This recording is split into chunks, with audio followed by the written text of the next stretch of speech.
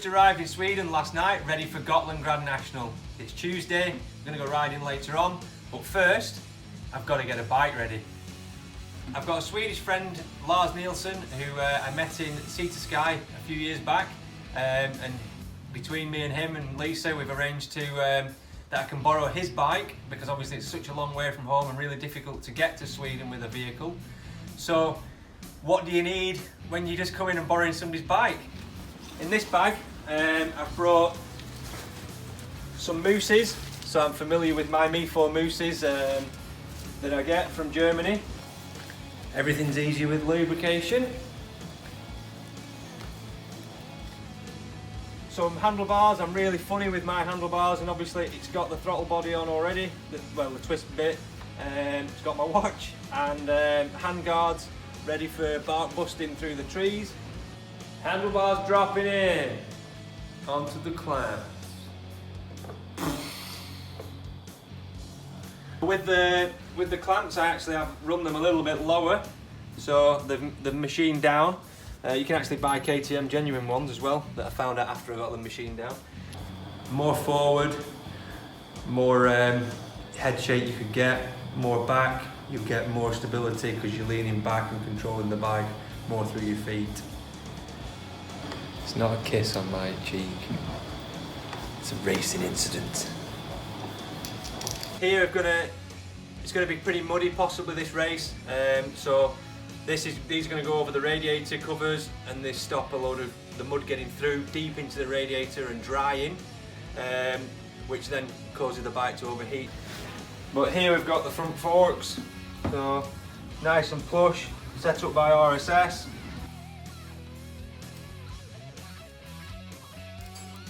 So we're bringing quite a lot of luggage with us. Something that's caused me a problem in previous races, a billet aluminium clutch cover. So we get a good one from Race Effects. Moving on to the rear shock, track shock. Mark again set that up from RSS.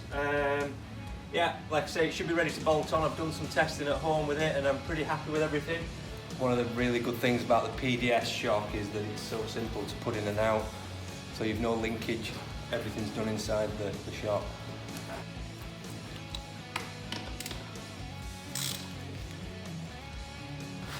Just going to set up a rear tyre and it can go in. So for Gotland, it's more of a faster race with some deep bogs and things like that. So we're going to go for a motocross tyre. Yeah, so it's going to get a mousse in the motocross tyre and put it on here. So we're just going to use the tyre changing machine here.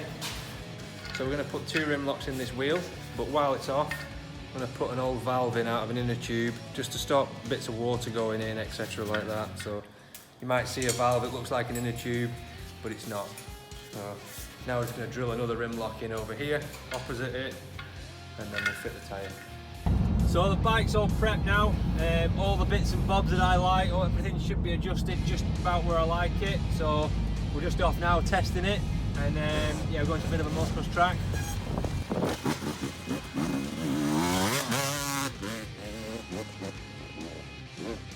So we're just lifting the forks through a little bit to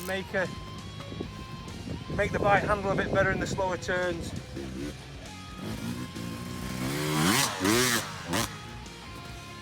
So we've just arrived at Gotland, it's just behind me there. Been a great crossing, good travel. Going to go and do a little bit more testing tomorrow morning, and then we'll be ready to race.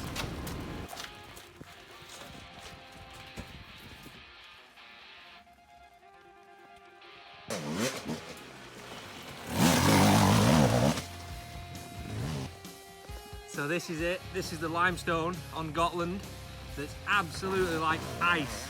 So there's lots of dirt between and tree roots, so you're looking for bits of dirt, catches on the outsides of turns. But when you hit this stuff, you need to go in dead straight like an arrow.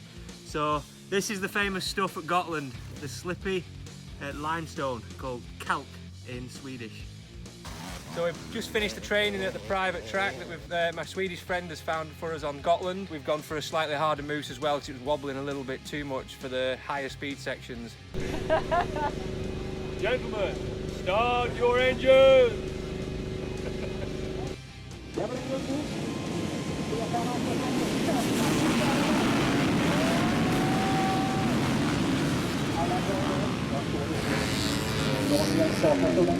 Wow.